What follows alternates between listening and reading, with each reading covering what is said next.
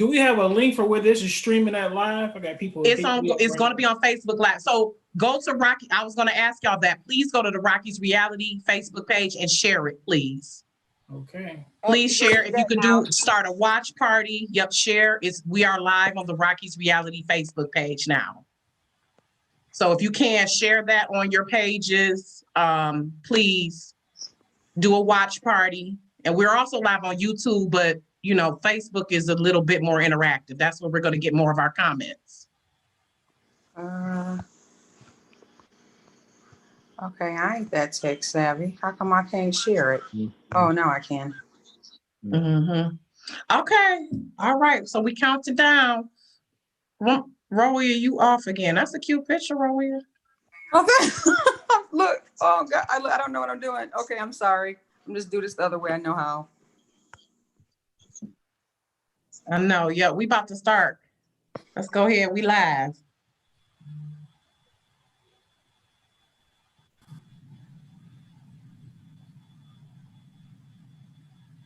So yeah, you guys can go to the Rocky's Reality Facebook page and share it on your pages. Please start a watch party, or you can just share it on your pages, please. And then people will be able to watch live on the Rocky's Reality Facebook page in case they're texting you or whatever. It's live on Facebook. Okay.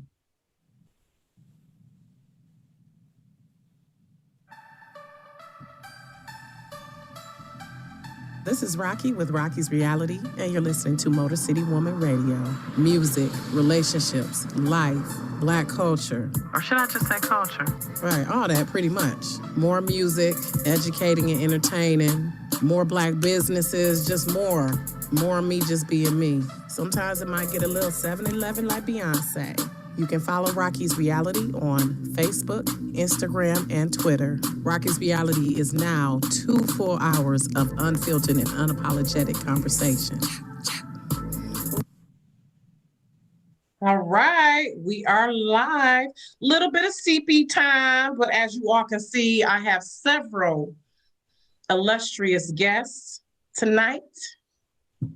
Shout out to the Black men. Yes, I love it. Thank you for showing up. I appreciate y'all. Thanks for Welcome having to Rocky's Reality. I am honored that all of you decided to join me tonight. Thank you for taking your time to be here. Time that is of your choice. I appreciate. So I want to welcome everyone tonight. We are getting into something heavy. I started off 2021 with a fun episode a couple weeks ago. Now it's time for us to get to the serious stuff, and something that we hear this term criminal justice reform a lot. I'm sure a lot of people hear it and just really need more understanding on what it is, and some of the faces who are fighting for it, some of the faces who have dealt with some of the egregious acts that require criminal justice reform. So I wanted to have this conversation with you guys tonight, and I really appreciate you coming on. So let me introduce, we have 6 men with us tonight, all different backgrounds and some similarities, but I appreciate you all again. So I'm gonna start in my top left, and it might look different to you all, but I'm gonna start with going back to my roots. My classmate from Go Lightly Educational Center, Mario Friday. I appreciate you coming on, Mario. Yep, thank Mario, you. I appreciate you. We have known each other literally since like 4th grade. That's when I started at Go Lightly. Some of y'all came before me, but I started at Go Lightly in 4th grade. And then, of course, we lost touch. And then a few years ago, I saw on Facebook that Mario had just been released from prison. And I was like, damn, I didn't even know that you were in prison. And I was just glad to see you out and thriving. So welcome, Mario, to the show. Mario's been out, what, about 2 years now? Yeah, 2 and some change. Okay. And just right quick, Mario, you spent how long incarcerated? Yeah, I was in there for 24 years. 24 years. For what charge? For 2nd-degree murder. Okay, and we'll get more into your story later. So then I'm coming around to Mr. Darryl Woods Sr., who I met a couple years ago at Jackets for Jobs. If you all don't know, Jackets for Jobs is a local business here, nonprofit that pretty much they help people with employability skills, help people get that resume together, get you that interview outfit. And I was just really struck by Mr. Woods. When we remember, we spoke a little bit afterwards, and I got your card, and then I lost it. And I said, "Damn!" So I'm glad that we reconnected on Facebook. I'm glad you taking the time. I'm glad you out here advocating and doing the work, Mr. Woods. So welcome. And Mr. Woods, just give us a snapshot of your story. How long were you incarcerated? I was incarcerated for 28 years and 11 months, condemned to die in prison. Oh, wow. Okay, so I'm glad you made it out. Okay, so we're going to talk about how that didn't happen. Thank God. Okay, so how long have you been out? I've been out since February the 2nd, 2019. Oh, it's Okay. February the 12th, 2019, 2/12. Okay, so that's coming up, and that's actually February 12th is my mama's birthday. So look at God. So I'm glad here, and I love your pictures of your little grandson, Mr. Woods. He's so cute, looking like you. So I'm grateful to see you out here thriving and doing the work. And so then I'm gonna come to you last, Charles. I'm gonna come to you last. But then next I have Nicholas Buckingham. Is it you are of Michigan Liberation, the coalition you're with? Okay. And Nicholas, how long were you incarcerated? I did 7 years for armed robbery. Armed robbery. Okay. All right. So, and then, and again, thank you for taking your time. Nicholas was trying to play me to the side at first, like, I don't know if I should be on there. I'm like, look, I need you on here, bro. Come on here. Come on. So I appreciate your time. And then I'm gonna come next to Ramon Ward, which is sentimental for me, also Ramon, because Roia and I met long time ago. She was a Children's Protective Services worker, and I was a Family's First worker. And we had the case of the mistaken baby, the baby that don't belong to nobody. This couple had this baby, and this baby did not look nothing like them.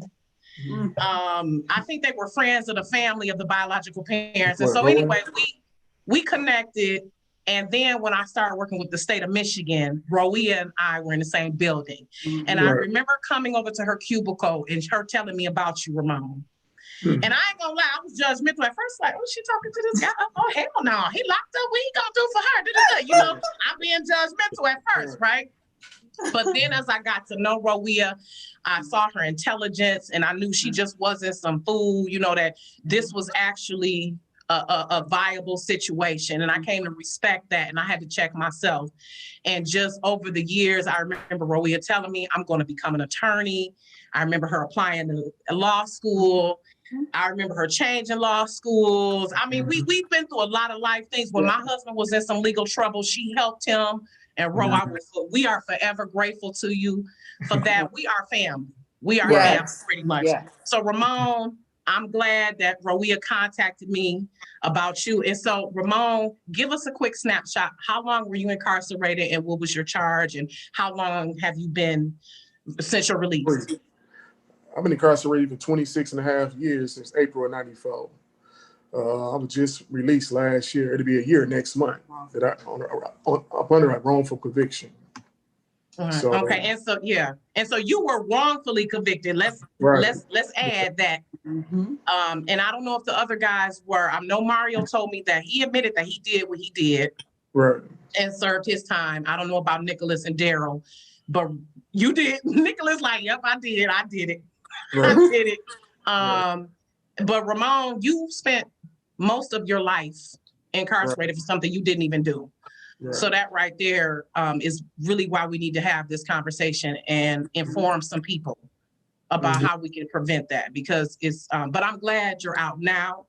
And then next I am moving to Mike Africa Jr. Thank you, Mike, for agreeing. 40 years a prisoner. I don't know if you all have seen the documentary, and it probably will trigger you to watch it. Because I know my husband, he says he hates watching jail movies. He hates watching stuff about prison. And he hasn't even, I mean, he's been arrested before, but he has not nearly done what you all have been subjected to. So pretty much Mike Africa Jr., his parents spent almost 40 years in prison for a crime they didn't commit either. His parents, Mike Africa Sr. and Debbie Africa. And the documentary is streaming now on HBO, Mike Africa. HBO Max. HBO Max, okay? And pretty much it's a documentary. Shout out to producer Tommy Oliver, who did a phenomenal job. If you all don't know who producer Tommy Oliver is, Google him. He always puts out, I think the first film I saw by him was, I think it was called 1986 or 1983. One of the, I'm probably 1982, thank you. And it was about a kind of semi-autobiographical about his parents. But Mike is pretty much, you're like, what, 43 now, Mike? 42. And since he knew that his parents, or became aware of his parents' incarceration, he's been fighting to get them out of prison. And they're out now. They're out as of 2018. 2018, yes. Yep. So they are out and they so cute. Oh my God. I was sobbing when you all were reunited, Mike. I was like boohoo sobbing at that moment. I know that had to be just like the best moment in your life, besides your kids being born. Like, I know that had to be the elation. So that was so just right quick, tell us kind of a little bit about the MOVE organization that your parents represent. Just right quick, and then I want to move on to Charles. The MOVE organization's mission is to encourage people to protect life. When we say life, we're talking about people, animals, and the environment. If you're starting to protect life, when you're talking about against police brutality and issues like that, you got a fight on your hands. And that started to snowball. Okay, and so pretty much your parents were part of the organization. They were based in Philadelphia. And my mother is the niece of the person who started it. John Africa started it, and he's my mother's uncle. Okay. Yeah. Awesome. Okay, but is your mom's name Debbie? Did I get that right? Debbie, yeah, Debbie Okay. Africa. Half of the organization are my blood family members. So okay. So I'm not sure if you all are familiar with the MOVE organization, but pretty much there was a very contentious relationship between them and the police and city officials, rightfully so, because they were against police corruption. And again, as Mike said, trying to have some sovereignty with how they live. And of course, the police don't like that when we do that. So there were some egregious acts committed against his family. Because Mike, I didn't realize, like, when you were older too, were you involved in the bombing that happened to your family? No, I wasn't at the house when it was bombed. I saw the fire and the smoke, and but I wasn't actually in that house. No. Okay. So we'll get more into that later, but I do encourage you all, and we'll actually look at a clip of 40 years a prisoner a little later. But pretty much, Mike has spent his whole life fighting to get his parents out. They finally are out, but now the catch is they're on parole until 2078. And they'll probably, which is utterly ridiculous. But we'll get back into that later. But then I want to come last to Dr. Charles Bell, is the Illinois State University professor and criminal justice reform expert. Welcome back to the show, Dr. Charles. Or Dr. Bell. I'm gonna eventually call you Charles. I was joking with him earlier, like, look, I knew you before you was Dr. Charles, but all respect to the credentials, definitely. But Charles was here when I did my show on the school to prison pipeline, which was back in 2018. And we really had a great discussion about that. And it's just all connected. So I was like, let me bring him back so we can talk a little bit more about this.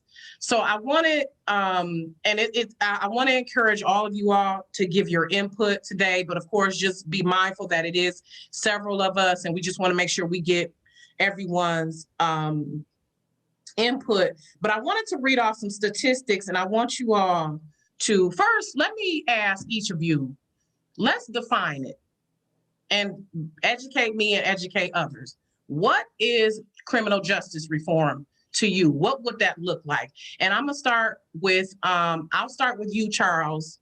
and then we'll just kind of come rock and robin and come around to each of you. Okay, I really appreciate that opportunity. Criminal justice reform, I feel like it has to be very broad focused because the issues that we have are not even just with the criminal justice system per se, it's with the entire school system. You know, it's starting with the very first institutions to criminalize our children and deem them not worthy, you know, not valuable. So we got to look at how do we look at Black children? You know, why do we look at Black people? You know, why does white society look at Black children and deem them not worthy? You're a criminal, dismissing kids before they even can show you that they're worth and their value in society.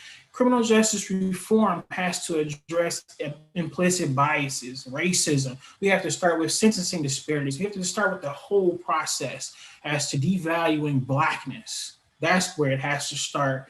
And that's a conversation that has to start in schools, the arrest and policing. You know, why does the Black hoodie give you so much attention, negative attention? Why do you look at me as if I'm a criminal because of my dress and my attire? You know, it has to do with the court system, you know, the cash bail system. The entire system needs to be, you know, reconstructed and rethought. And the problem is that we've never been able to give our 2 cents as to what criminal justice should even look like. It's just been imposed upon us as if we are the victims, and we've just been, you know, demonized throughout the entire history of this country. So. Absolutely. And you know what you just said, and I'm gonna move on to the next comment, but I wanted to get right quick. This is another movie I watched yesterday, American Skin, directed and written by Nate Parker. And it's pretty much about a dad who seeks revenge on the police officers who shot and killed his son. And in a discussion, he said to the police officer, like, why do you send your kid to a private school? You don't send your kid to a public school because we know private schools look like colleges and universities, right? Why public schools look like prisons. So, like you said, it is like from that beginning, it's like from the cradle to the cage, in a sense. It's like you said, we demonize Black kids. So who wants to go next on how do you define criminal justice reform? How would that look to you? I guess I go. To me, it's just basically just a system that's just flawed, like from beginning to the end. You know what I'm saying? Just to piggyback off what Charles was saying, it's just like it's designed for us to fail, like as soon as we come out the womb. You know what I'm saying? What most of us has already placed or grew up at. You know what I'm saying? All that is designed. You know what I'm saying? It's a part of the system. You know what I'm saying? Up until the later years when some of us do happen to reach prison. You know what I'm saying? And you know, it's just designed to just mess you up and break you down from the very beginning. You know what I'm saying? And it's just not a system that's for us. It also falls on our parents. You know what I'm saying? The people before us, because they was placed in, you know what I'm saying, difficult situations raising us. You know what I'm saying? So they didn't have good parents as far as raising them. So now it's just a trickle down effect, you know, generational curse after generational curse, you know? So like I say, it's just a system, and it's many pieces to the puzzle. And I just think you got to start from the beginning when you try to break it down, you know what I'm saying, and move forward. Yeah. Okay. I would say criminal justice reform is dismantling the system of oppression that exists in our country right now. Right now, our system is based upon retribution. Thank God that there's organizations like Michigan Liberation and a plethora of other organizations that is challenging the status quo in this system. But it's bringing mercy and fairness and equity in the system. It's treating children as children and not condemning them to die in prison at the age of 13, 14, and 15 years old. It's about providing resources to empowering people with the tools that they need so that they can be able to win in life. And so this whole system that we are in right now is in need of a overhaul. When you have people inside the prison system dying and suffering from COVID-19 throughout the country, and in particular in the state of Michigan, that is happening. Over 22,000 people who have contracted COVID-19 in the prison, over 127 deaths.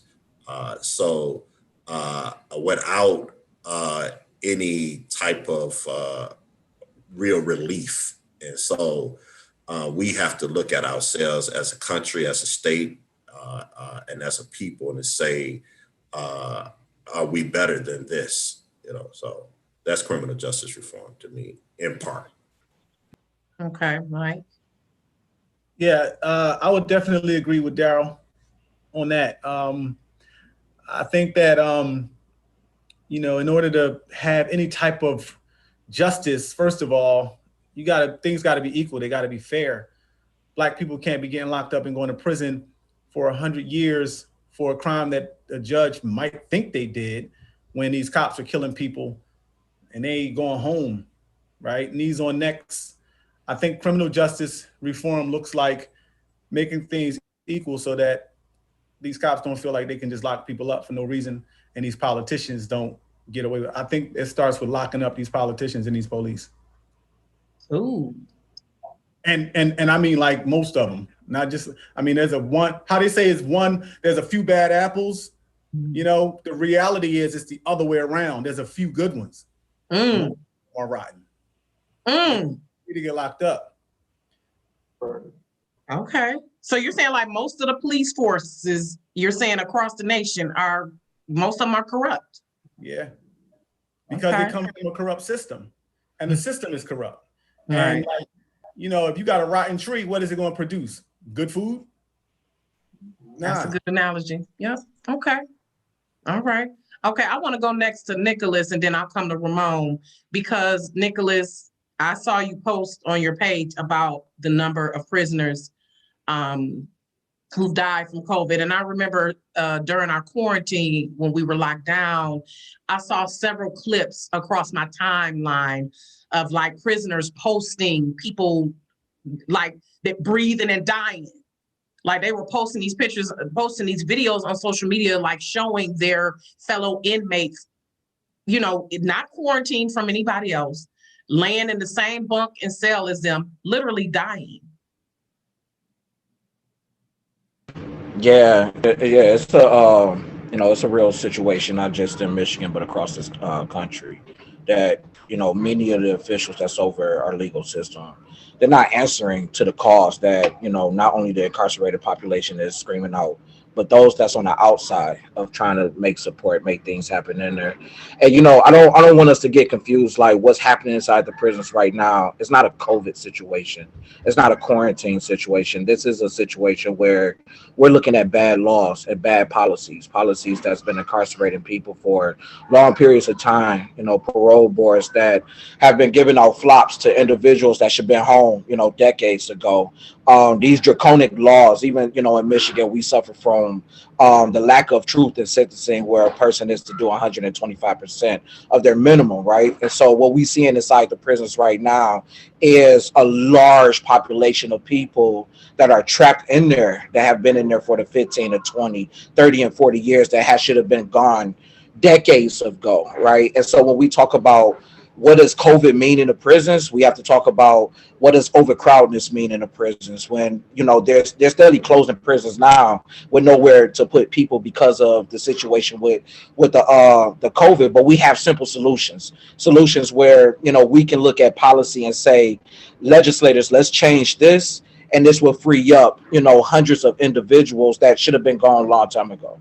And I get into these conversations a lot about, well, we're just going to let loose a lot of violent people. This is why we have a parole board, right? I went to prison for a violent crime, and I know when we were just talking about those that didn't commit to those that did, and I put up to 2 thumbs up. Like, I wear my felony. I was guilty of charge. But going through certain systems and programs have helped me to become reprogrammed to come back into society, right? But it's just not with those programs in prison is being connected to resources that will make me not want to go pick up a gun again and rob somebody. Those Right. resources, like if I didn't have Michigan Liberation, Detroit would have a big issue on their hands because I'd be robbing everybody. I'd be back to selling dope and stealing cars and all that other things.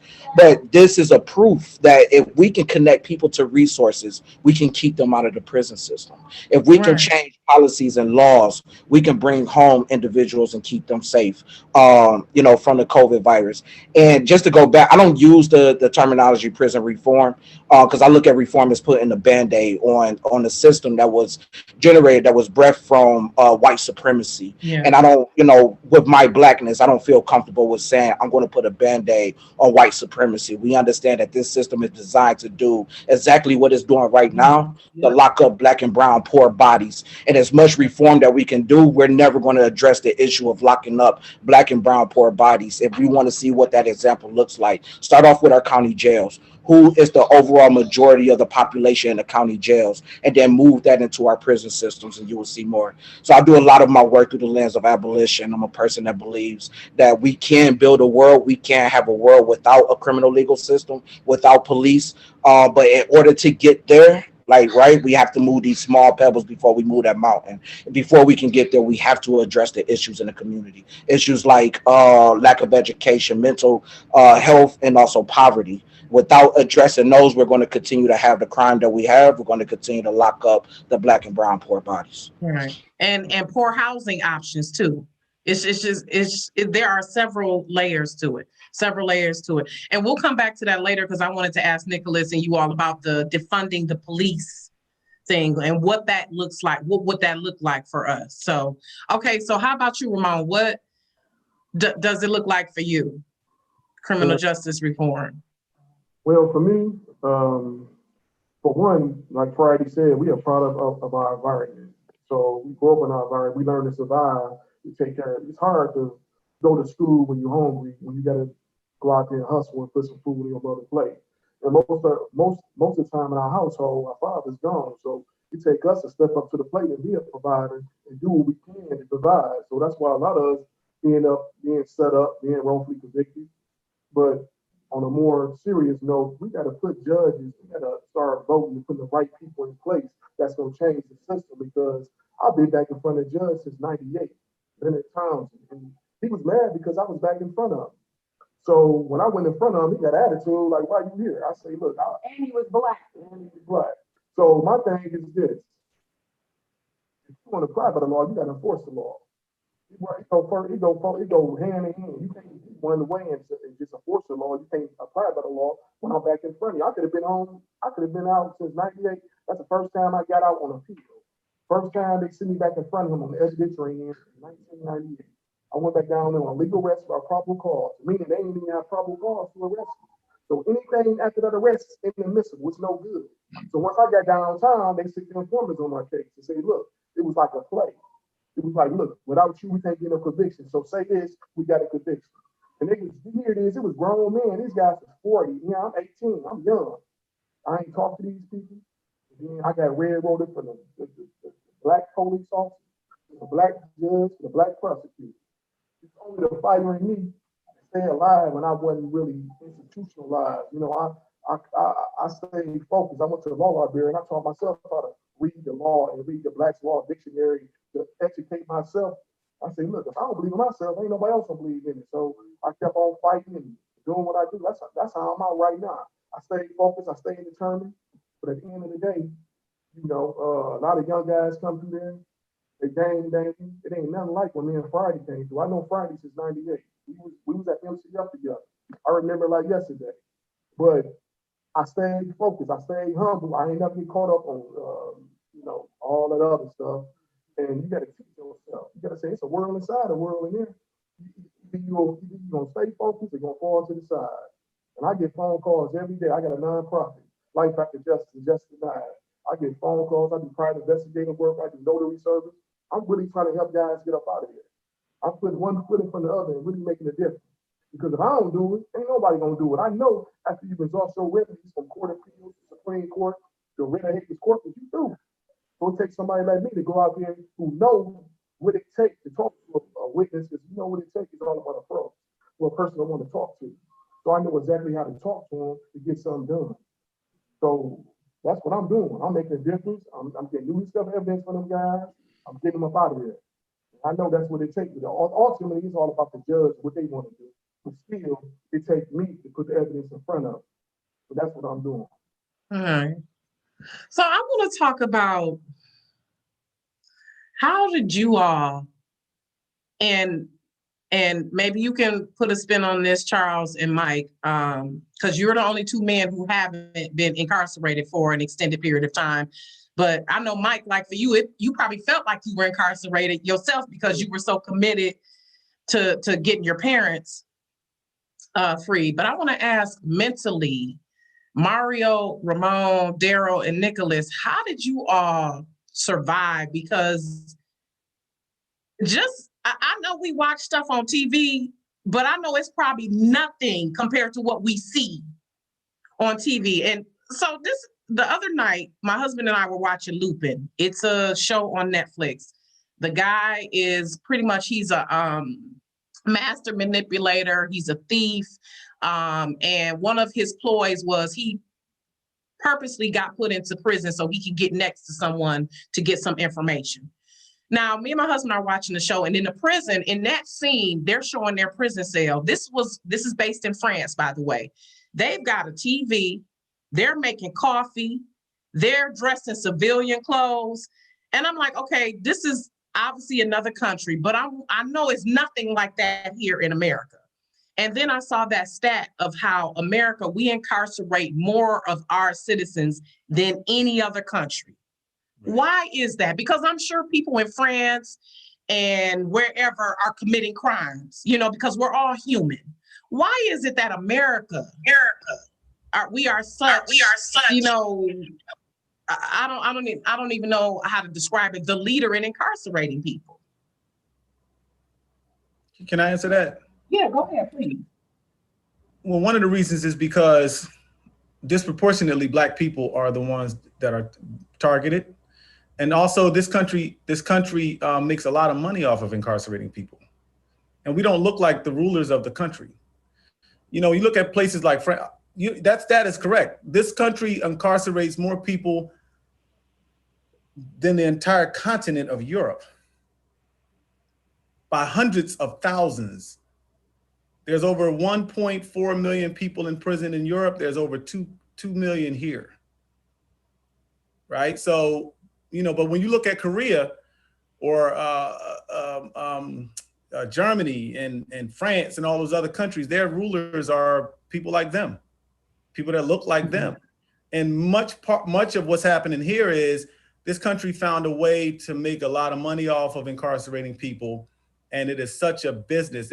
John Africa called prisons modern day slave plantations. And if they can get people to make things for 15 cents an hour instead of paying you $15 an hour, then why wouldn't they? And so also it's a thing of like, making money off of the backs of poor people, and using the police as the enforcers for it, so that they can pay people, and really the police are not even there to protect the people. Their job is to protect industries from the people, so that when the people realize what's been stolen from us, when we decide to rise up, the police fight us, as we've seen in the Capitol on January the 6th. So it's important to understand the infrastructure of the country to be able to answer that question. When you go over to France, you don't see the things that you see over here, like genetically altering foods and stuff. The French people don't do that kind of stuff because they're feeding French people. Well, this country is run by rich white people, and they're feeding a whole lot of other people. But you know what they're not doing? They're not sending their kids to prison. No. They're not sending their cousins to war. Their cousins and uncles are judges that are sending people to prison and pushing people to go to war. This country imprisons more people.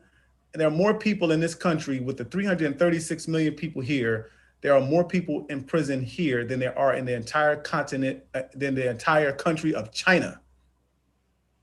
that has over a Crazy. billion people. Yeah. That's crazy.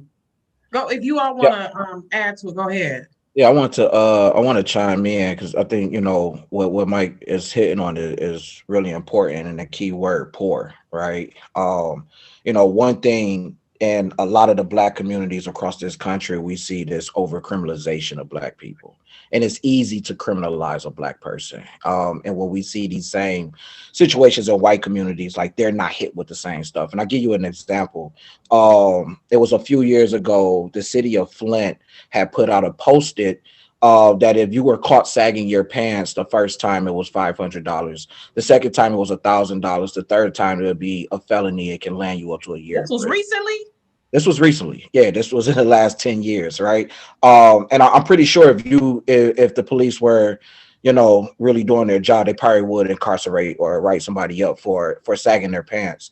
But even down to like our drugs, how, you know, the substance abuse is criminalized, right? Yep. A person that's dealing with mental illness right now, you can find better and more treatment within our criminal legal system than anywhere else.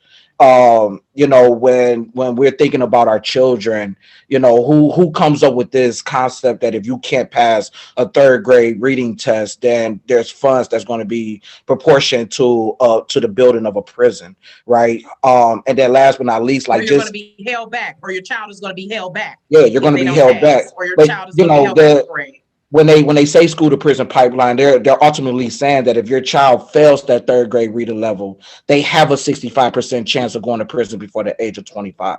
1 out of 3 black men will go to prison because of that third grade reading level. I know that's Charles Field right there. But another thing that we have to really look at, bringing this back up, the city of Flint, those children out there were impacted by lead in the water. And if we understand what lead does to the brain, and how these children, generations of children, because this ADHD and everything else will be hereditary, coming down from one child to that child's children to the grandchildren of that child. So we're looking at an entire city, generations upon generations of children that our legal system already know for a fact they're going to be walking. 65% of that city is going to be walking into the criminal justice system.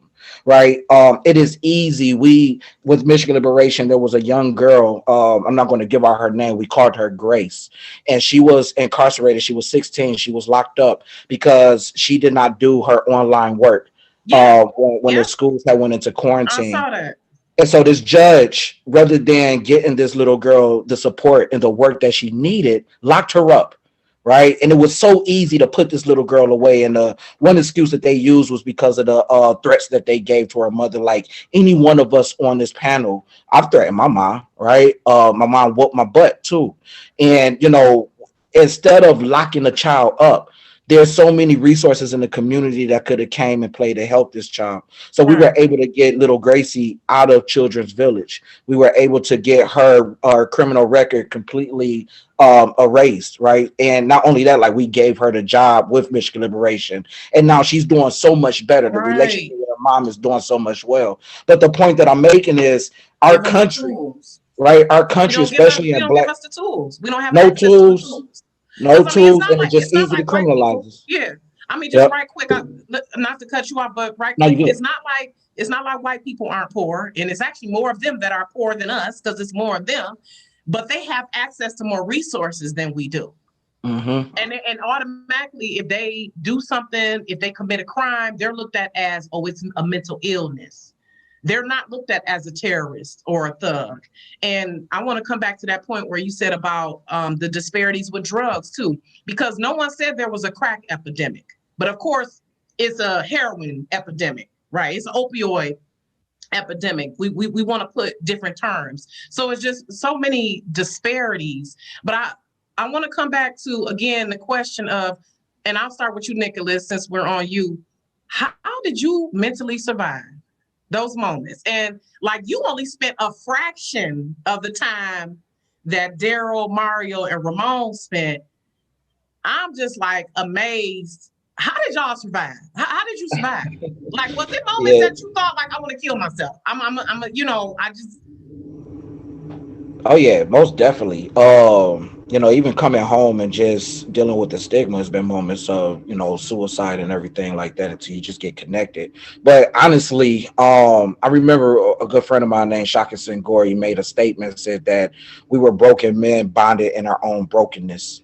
And when we thinking about this world with inside this world, everything that you see on TV, is glitz and glamour. Is the prison system very violent? Is it a threat? Do you have to survive in there? Yes. And for my first 3 to 4 years, I done everything wrong. I went in there breaking in lockers, making spud juice, trying to sell weed, Bud fighting juice. the homemade liquor.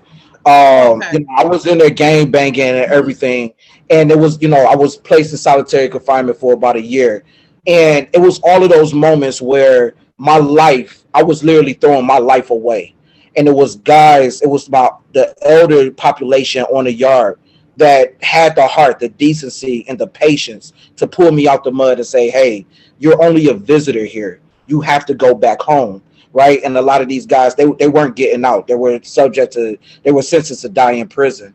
In my third year, I got involved with the Nation of Islam.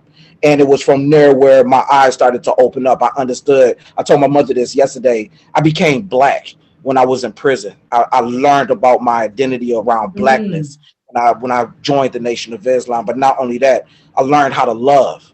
Right. And it's like this unwritten rule that men inside prison, we don't say we love each other. That's a lie. When we part of these different organizations and you starting to understand the knowledge of self and you bringing in the knowledge of God, the knowledge of the devil and the surroundings that you're in, you'll understand the love for yourself and the love for other people.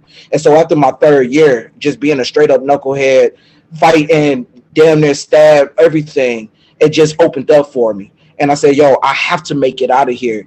But I was coming up, I was 29 when I walked out of prison, and I didn't want to walk back into my community as a deadbeat. I didn't want to walk back into my Because you were putting community yourself at risk of doing more time. All of doing that more good stuff time, you were right? doing, they didn't Yeah, have no problem adding more time on. yeah. And so, But okay, I you got salute some guys more. like Darryl. I salute guys like Darryl and many others that, they put things in place for young guys like myself to get our heads straight. Not everybody come out with their head straight. But I was Yeah. lucky enough to have the older population around me and to pull me up and tell me to cut it out. Ooh, thank God. Thank God for the OGs. Thank God. So Yes, I want to go next to Darryl then. Now, Darryl, tell us how you got out of that death sentence. And then Absolutely. go into how you survived mentally. Absolutely. Like everyone, I went through the appeal system and was denied appeal, and then I filed a motion after my first round of appeals, and got some relief. I got my case overturned. The judge who sentenced me and presided over my original trial said I was convicted on false and perjured testimony and wrongfully convicted. Uh, it was appealed by the prosecutor office. That case, then the case was reinstated on procedural ground. Went to the Michigan Supreme Court. That was, I got the Democratic members of the Supreme Court to vote in my favor. But the majority was Republican controlled at that time. And so they rejected hearing my case. Went to the federal district court. I ran into the judge who overseen the bankruptcy in the city of Detroit, Judge Darryl Rosen, who never, ever honored a habeas corpus ever. Habeas corpus is It's a petition that you file when you're in state prison, saying that you was unconstitutionally held within the system. And so okay.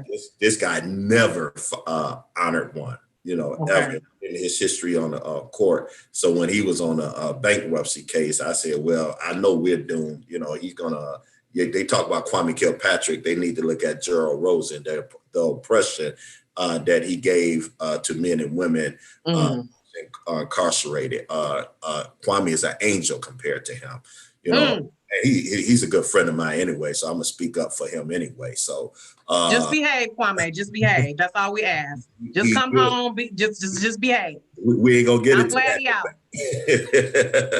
But I need him to behave. very, very honorable man.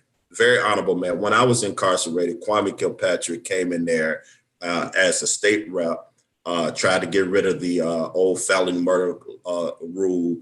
He did a lot of things to advocate for criminal justice reform when he was a state representative. He mentored my son when I was in there, make sure my son got scholarships, so I have nothing but good to say about that honorable man there, but going back to what I was saying is that Darryl Rosen was a oppressive judge, and that's why you have these unjust judges sitting on the bench. And I'm glad that Michigan Liberation and a lot of us stepped out and focused on these judgeships in the state of Michigan in particular.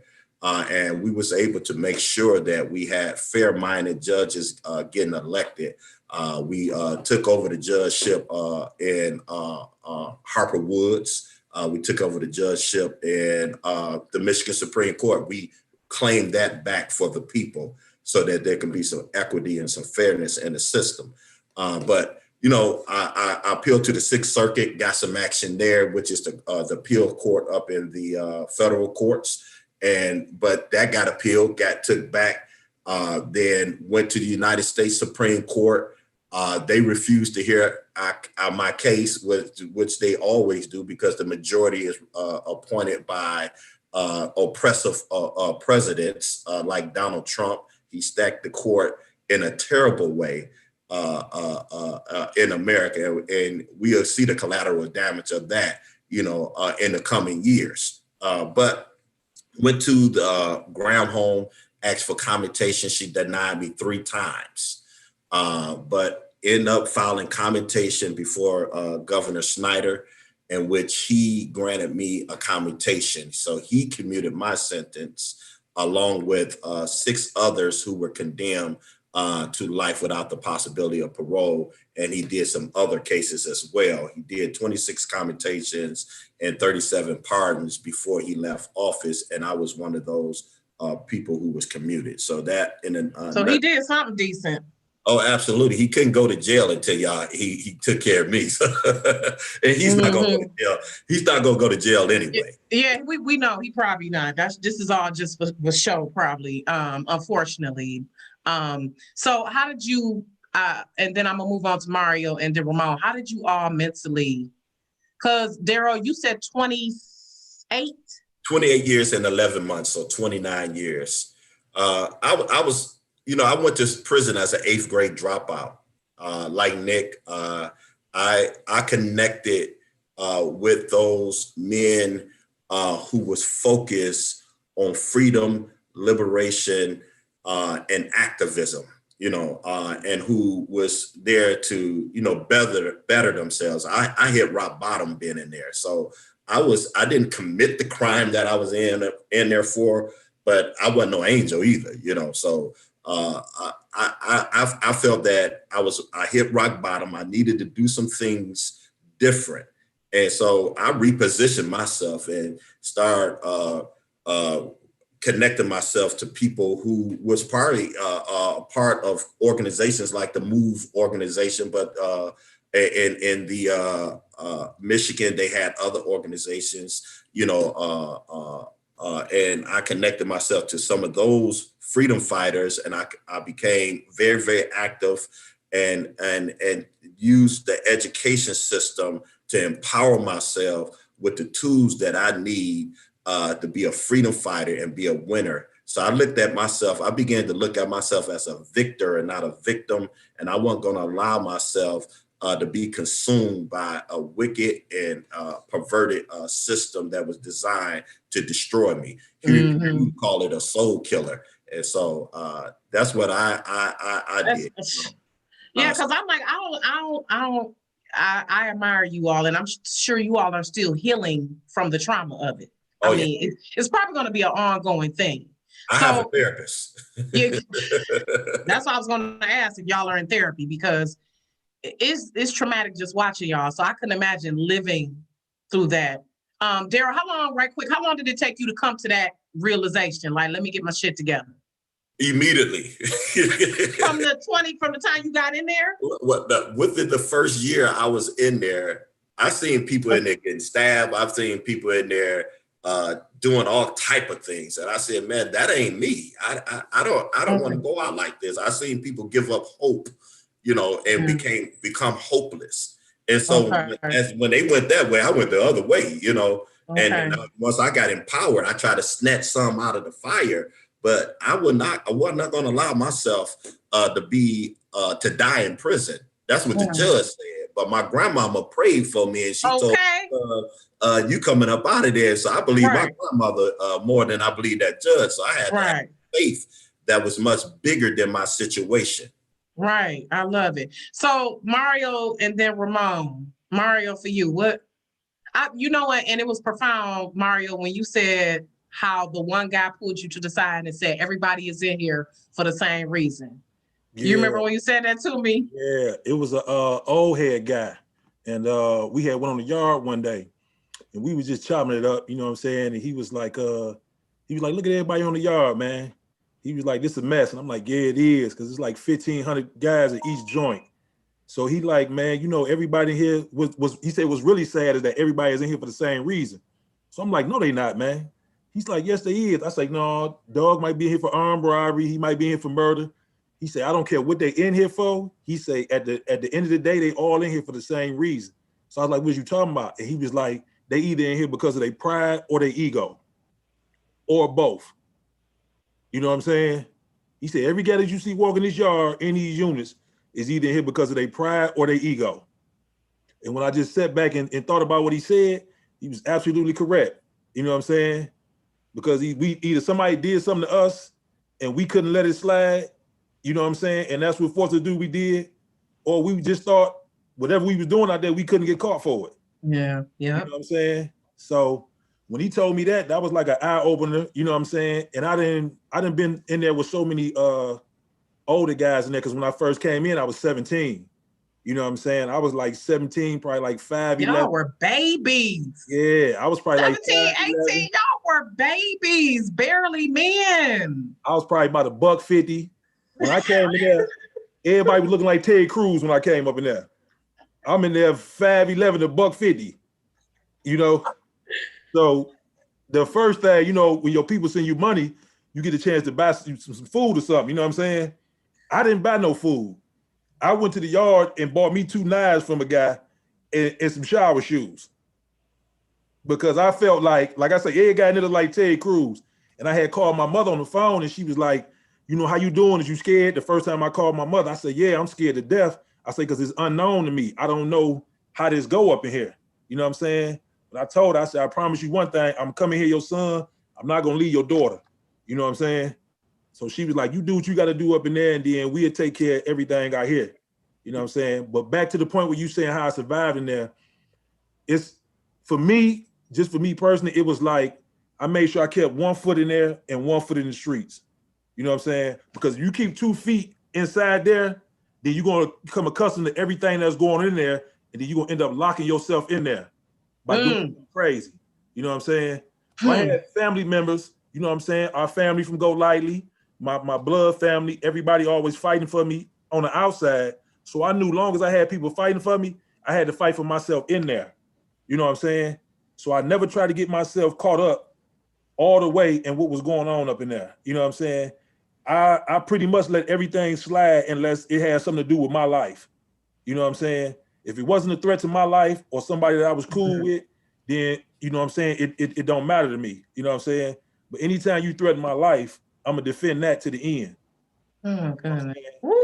But like I say, I just kept 1 foot in and 1 foot out. And like Darryl know, like Ramon know, it's so difficult because prison ain't nothing but a microcosm of what's going on in the street. Yes, yes. It's just in a smaller space. Yeah, you can get drugs in there, sex, all of that. You can do all of that.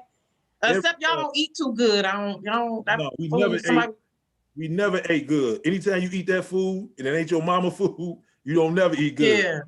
But prison is so hypocritical though, because one of the things that they preach is communicating with your family. They tell you they want to give you all the avenues that you can communicate with your family through.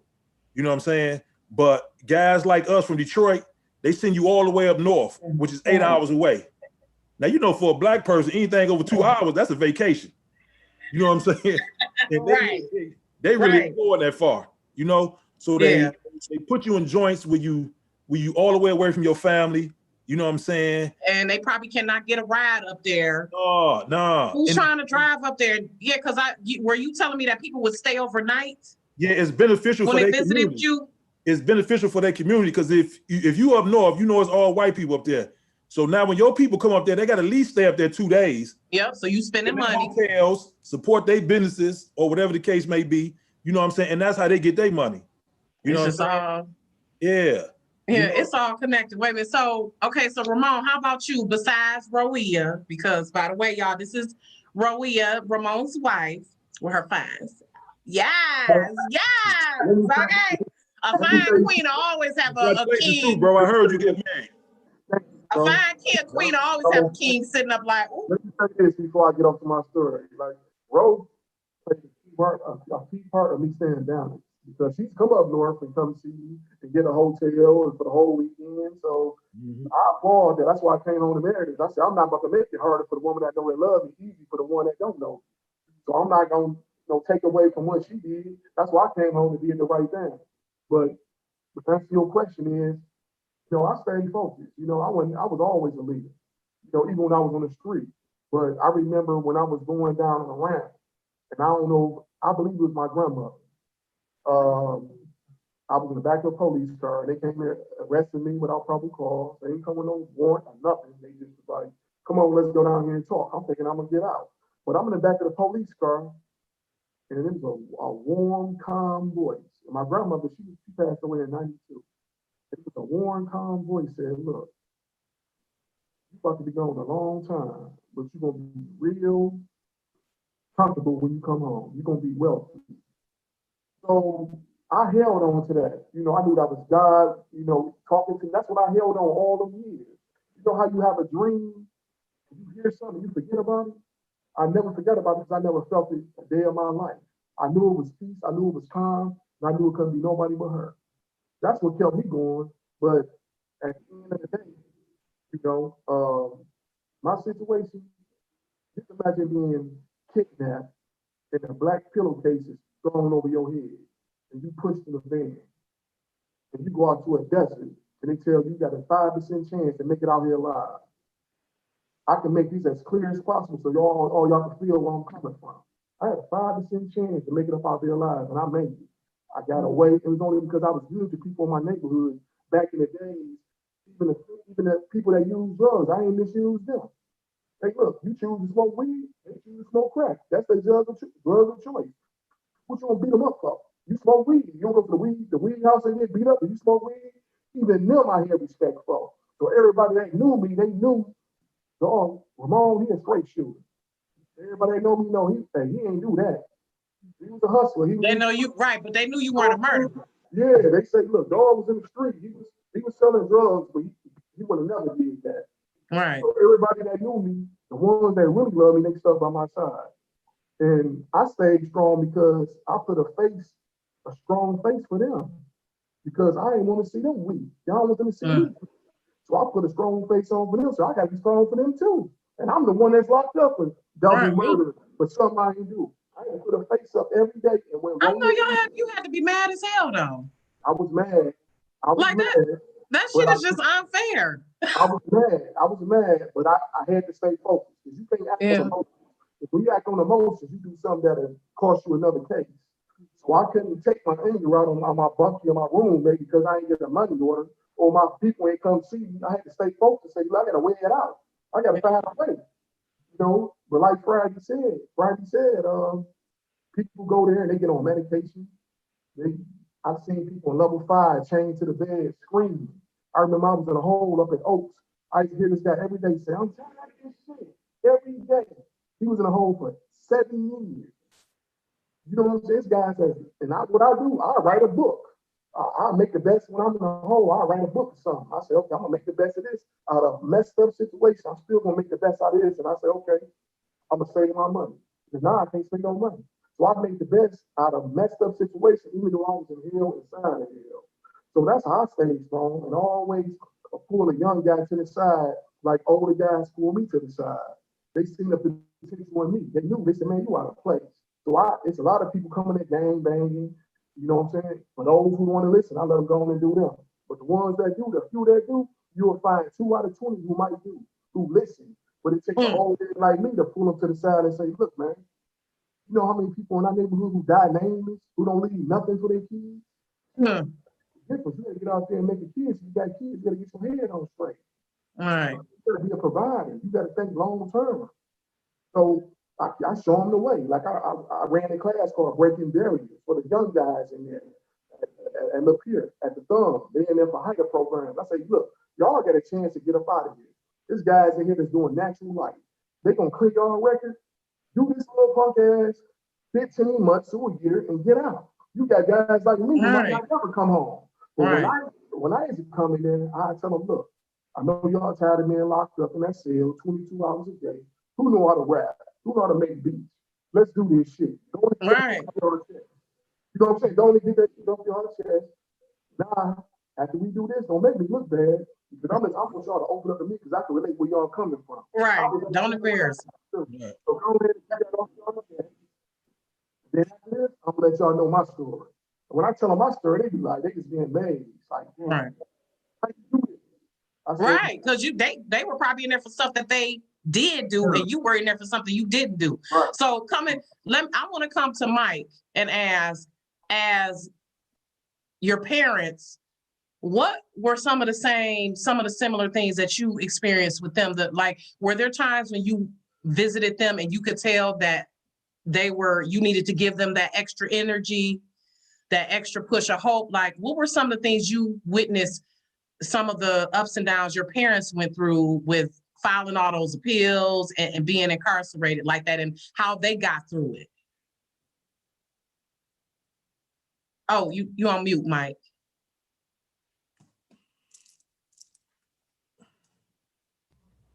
Okay, can you hear me? Yep. My parents.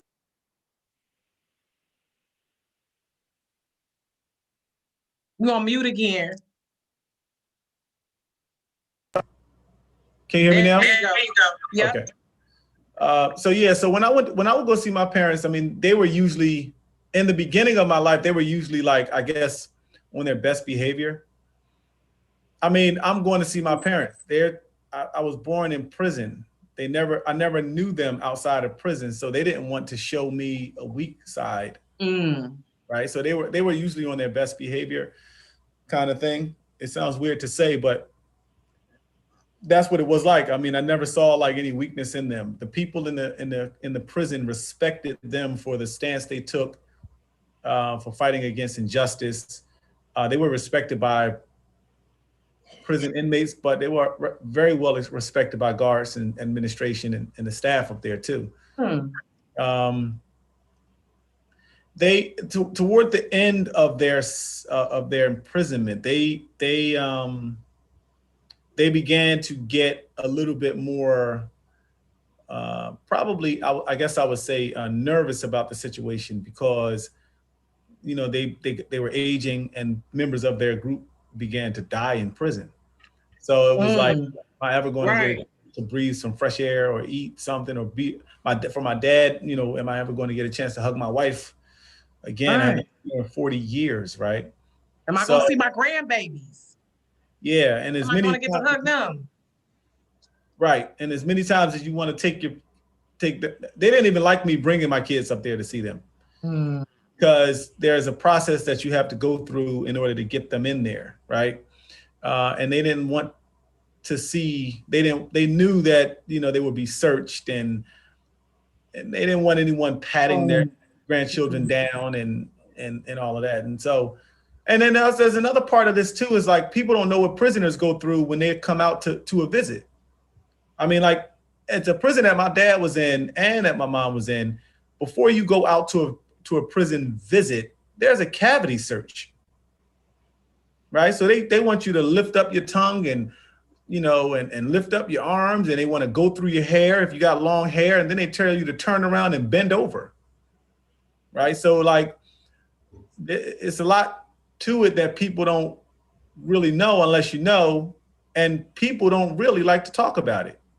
That's some embarrassing, demoralizing stuff. And, you know, so for people to have to endure that, it really is a horrible thing to be in prison. And it is more horrible when you're innocent. You know, somebody accused you of doing something you didn't do. If the corner store owner tell you stole a loaf of bread and you're like, no, I didn't. That's a horrible feeling. And then no one believes you and you still, you know, have to take this punishment, right? Well, that's a loaf of bread, right? But the fact that you were accused of something you didn't do and to be punished for it, right, with your life, with your time, and so inhumanely too. And then even if you did do it, as a brother was saying earlier, people are a victim of their circumstances, and their circumstances are set up by the system specifically so that they can break people down and make money off of the backs of us and our suffrage. Sending people. My mother was in a prison that was 7 hours away from us. 7 hours. There's a prison that's 3 hours away, but they still sent her to the one that's 7 hours away. They didn't care. So I know you. Oh, I'm sorry. Go ahead, Mike. Their interest is to break that down the people and to disconnect people from each other because they still live by this divide and conquer thing. When prisoners have to pay $15 for a phone call to their loved ones. For how long? How long is this phone call? The phone call, the phone calls are 15 minutes. And it's like, I think you get like, at a certain point, it was like $14. Then it went down to like $6 per call. And you know, and my dad had to sue the prison in order to make the phone calls affordable. You know, you got a Sprint or a Verizon plan where you can call unlimited for $50 a month. And these prisons got you 15 minutes at a time for, you know, you're paying up more money just on phone calls than you are on food. This is ridiculous. Okay, Mike, I know you said you're running out of time, and I appreciate you. My wife is in the other room, and she like, you better get in here and eat. This food is getting cold and da da da da da. And I'm like, you know what? You know what happened? Let me tell you a little story real quick. I don't want to make the wife mad. We're going to play the trailer before, because I don't want to make the wife mad. My wife used to cook. She used to make me breakfast. She used to make me lunch when I used to go to work every day. And one day I brought the lunch back home because a customer brought me lunch, right? After about a month go by, I say, hey, Robin, you used to make me lunch. What happened? How come you don't make me lunch no more? She said, you stopped eating this. I thought you didn't want it. I don't want that to happen tonight. No. Okay, so let's play the trailer. And shout out to your wife. Because I'm a wife too. And I get upset too when I'm like, look now, I done cooked this food. So let's go into the 40 Years a Prisoner trailer.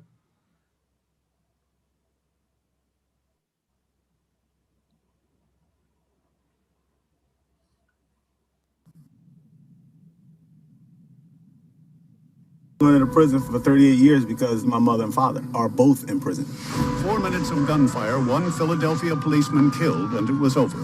The members of the Back to Nature group move had been routed from their house. The judge sentenced each to 30 to 100 years in jail. That's my mama. When she was arrested, she was almost due to give birth to me. When she did give birth, it was in a prison cell. So this would have been her cell? Yeah. This was a counterculture Philadelphia hadn't seen before. The MOVE organization experienced so much hate and anger from the system. It was a situation that everybody knew was going to explode. It was only a matter of time.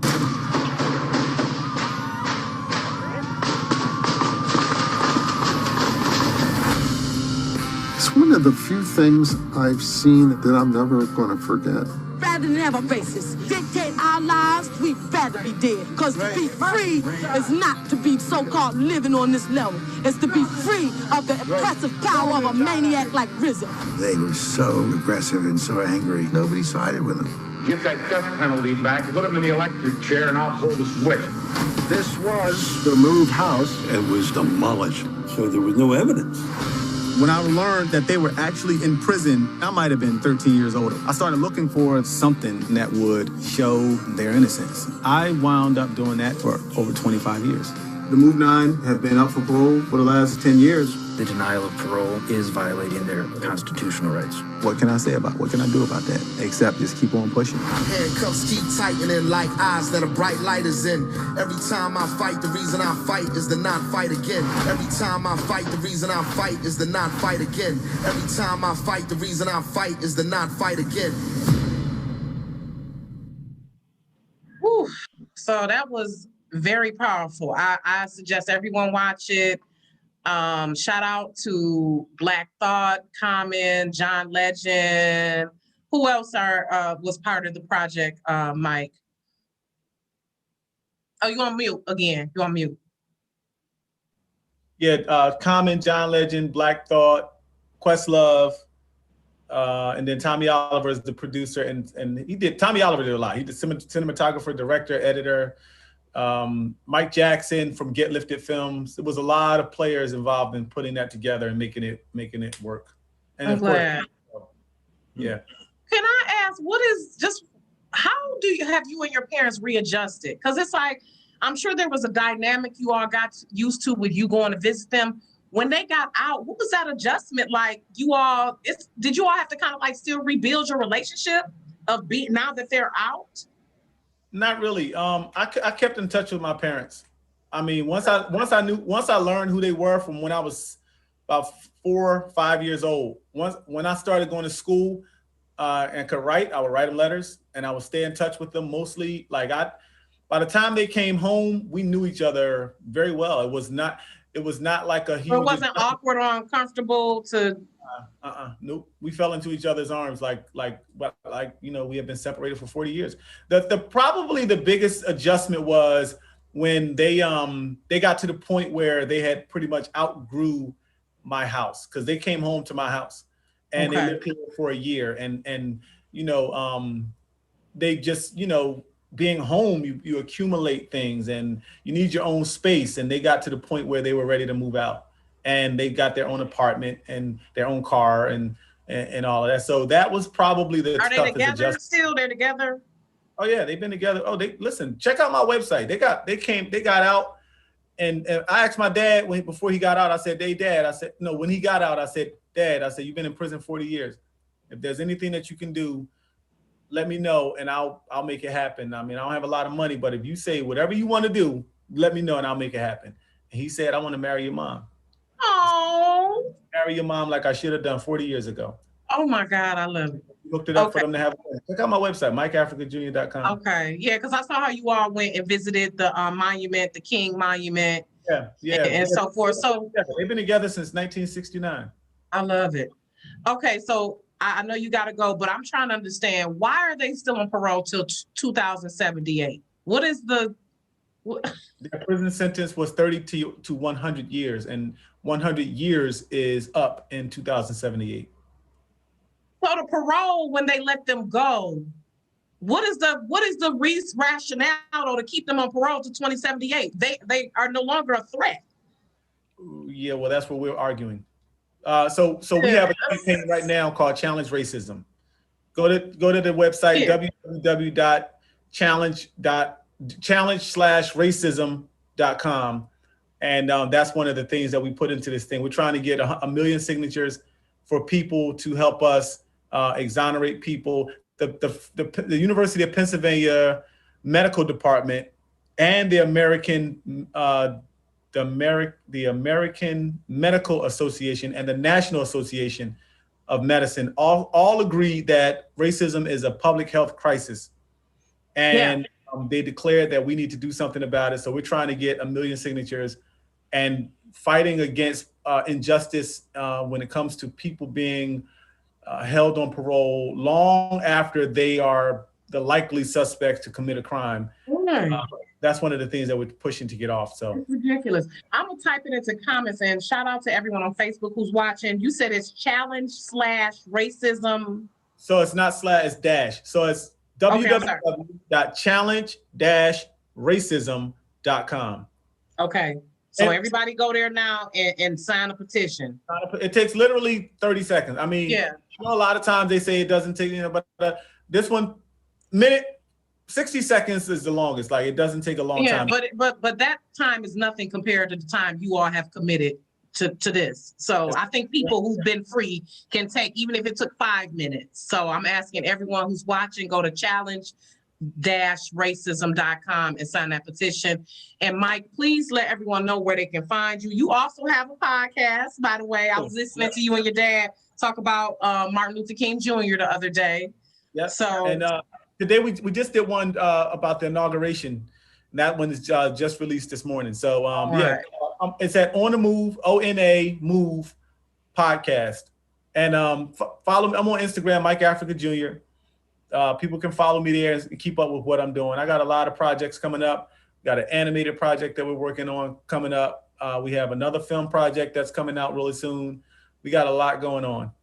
All right. Well, please, Mike, if you need any, if you want to come back on and talk about your projects, please keep in touch with me. As I say to people, we're family now. My platform is open to you. If you'd like to come back at any time, please reach out to me. I really appreciate you, and much love to your parents. I love that they are able to reconnect and rekindle their love story, and that your daddy married her. I love it. So, right. So, I appreciate you. You're welcome. Everybody that's been on, the information is great. Is right on point. I mean, we're preaching we're all each other's choir right now. That all of the information is just solid, dead on. Thanks for having me on the show. And let me get in here before my wife sends a search party. Okay. Thank you, Mike. Take care. Have a good night. Peace. Have a good night. You too. You too. Okay. So Charles, thank you for being patient. What are some of your thoughts on, some of the things we've been discussing thus far? Some of the data and things that people really don't realize behind all of this. A lot of things, everything that we've talked about so far has just been so informative and engaging. I think what was really going through my mind is when we talked about first mass incarceration and its roots in slavery. Black bodies are profitable when you put them in prison, and we know that part. The key thing that we don't really pay attention to is the role that incarceration plays in politics, in Senate races, and gubernatorial races. When we take Black bodies from urban areas and we place them up north in suburban areas, that's intentional because we change voting patterns. That play, and we look back at Gore versus Bush, 2000. We know that the fact that you had 1/3 of Black men couldn't vote in Florida because of felony disenfranchisement, that played a key role in 7 elections. 7 elections that we know would have went Democrat, but because 1/3 of all Black men in that state couldn't vote, Republicans dominated. And that's let me clarify, is that from state to state? Because is it, if you're a felon period, you can't vote? Because I've heard some things that if you are, you can, depending on the felony, or is that just across the board, or is that state to state? It's a state decision, and this is something that's mostly in the South, as we know from slavery and those kind of penalties. Because I don't know in Michigan, I think you can vote in Michigan. You can vote in Michigan. Okay, because my uncle is a felon and he's voted, so all right. You can vote in Michigan, and they're actually changing a lot of these things. But even in Florida, when they changed the law and allow felons to vote, they automatically put some sort of penalty or fine on it. So you can vote as long as you pay this fee, which is, that we don't have the money because you've been robbing our communities and taking resources out. And that brings me to the second point. When we talk about poverty, when we talk about, not having resources, those things are not just, poverty and resources. Those are legislative attacks. And that's what we have to start really seeing these things for what they really are. Some policymaker is, with a stroke of a pen, passing laws that's taking the books out to schools. They're raising the auto insurance rates. They're taking your job and moving into the suburbs. They're telling the 8 Mile bus to stop at 8 Mile so you can't compete for jobs or cross 8 Mile. That's serious. They're stopping the queue line at Highland Park. There it is. They stopping. They weren't gonna let that queue line go all the way up Woodward. They weren't even about to. Exactly. And then even on my research is on the school to prison pipeline, and in Detroit is a ground zero for this. Right now, we are in the process where we're just skipping the schools because we're closing them all. won't be no school to prison pipeline. It's just going to be prison because what's happening right now is a lot of kids are going to school, they get suspended, then they get so many suspensions, they're out of school, and then they get caught up in the prison pipeline. But what happens if there's 2 schools in your neighborhood and they both close? And then it takes you 2 buses to get to the next school. Those kids ain't gonna You got to go. be at work when it's time for your kid to go to school. Who's going to, you don't have anyone to take your kid to school for you because you're a single mom, or both of y'all, if you got 2 parent families, y'all both are working, or you just don't have that support system. Exactly. Or there's no bus that's going to get you there. The bus is only going so many different directions. So if your school closed, then what? A lot of kids just not going to go. Now I'm in the streets. Yeah. Now I'm hanging out in the streets, and now I'm going to get into some trouble because I'm hanging out in the streets. Exactly. I was actually just sitting down another day, and I was just looking at a map of Detroit, and I was thinking about my neighborhood and the legitimate economic opportunities. Where can I go get a job? And I want you to think about this even in your neighborhood. Look at your neighborhood. If you're a kid, 16, 17, 18 years old, where can you go get a job that's actually going to pay you some real money? Because in my neighborhood, there's 2 gas stations and there's 1 grocery store. They're paying minimum wage. That's it. So how do you survive in that system? Right. So I want to built on criminality. Right. Just from the foundation. And I mean, and Mike made a good point earlier. We have to look at how the fabric of America was built. It was built on racism. It was built on classism. It was built on making sure that people of color, people who were poor, would be at a disadvantage always. And especially if you Black and poor, you might as well really forget it. So I want to ask you, Charles, what percentage do you think are wrongfully convicted? And I want to switch over to Ramon, because when I talked to Roia the other night, she was telling me about there's actually a fund that they have where they pay people who've been wrongfully convicted. So it's like, y'all already know that y'all are wrongfully convicting people. So y'all just gonna have this fund to pay people just in case. And for me, it's like, y'all already know that y'all are messing up people's lives. So, oh yeah, we're gonna pay you. We have a fund. So how many, I'm gonna come to you, Charles, how many people, what percentage do you think of people who've come in contact with the criminal justice system are wrongfully convicted? That's a really good question. And it's a good question because research has one side to it. And then when you talk to people who've been wrongfully convicted and they come out, you get a whole different side. Research tells us between 3 and 5% of people are wrongfully convicted. And even that number is huge when you have 2.1 million people in there. So, 5% of 2.1 million people, you got about 100,000 people in there at least that are wrongfully convicted. But every time, I used to sit on the board of proving innocence down in Michigan, and we conduct investigations into wrongful conviction claims. And every time we get somebody out, they always tell me there's 10, 20, 50 guys behind me that's wrongfully convicted. They always turn around. We got to help these guys, and it's just like, wow, our backlog was just up the roof of people who've been wrongfully convicted. And I'm gonna tell you a personal story. My uncle's in there right now, trapped between 2 courts. The federal court, he was actually convicted of first-degree homicide in 1987. And I didn't even realize this. I was a child, I was a baby at this time. And I got a big packet in the mail in 2010, basically his whole case, how he'd been appealing. And Detroit Homicide Department kept saying that, they lost his homicide file. They lost the file. It's been burnt up in the department. What? It's crazy. So he finally gets a sympathetic judge to read his case. And in the case, they don't have no DNA evidence. They Wait a minute, go back. I'm sorry, go back. Did you say that they actually lost? They say that they lost the file. They say they lost. And who is responsible for gross negligence? That is gross negligence. How do you lose a file? And it's illegal because you can't destroy evidence in life without parole sentences. You can't even appeal your case if I don't have my file. So it's illegal, number one. The second part is when he appealed, he got a sympathetic judge who actually read his case. In his case, when they convicted him of first-degree murder, the case shows that, number one, they didn't have no DNA evidence, no ballistics, no gun, and he wasn't even there. He wasn't even at the scene. The eyewitness that survived gave descriptions of everybody at the scene, and he didn't meet no description. The only evidence linking him to the crime is somebody that they caught at the scene who flipped and gave my uncle's name, and they gave him a deal for flipping and gave my uncle the life without parole sentence, which is unbelievable. I use this case in all my classes. Now, the I'm key sitting here thing like, this is just. oh, it's unbelievable. I use it in my classes. But this is the key. So he gets a sympathetic judge. Judge reads his case, and it's like, you know, the whole case hinges on this homicide file. He sends the U.S. Marshals down to the Detroit Police Department, and guess what they find? The homicide file. It's been there 20 years, sitting in the locker the whole time. So this gets even deeper. They let him out. They have to meet my uncle the first time, February 2011. They say that, you know, on one side, the judge is saying that you've been wrongfully convicted. This is horrible. What's been done for you? His name is Arthur Bell. You can look up the case on Google.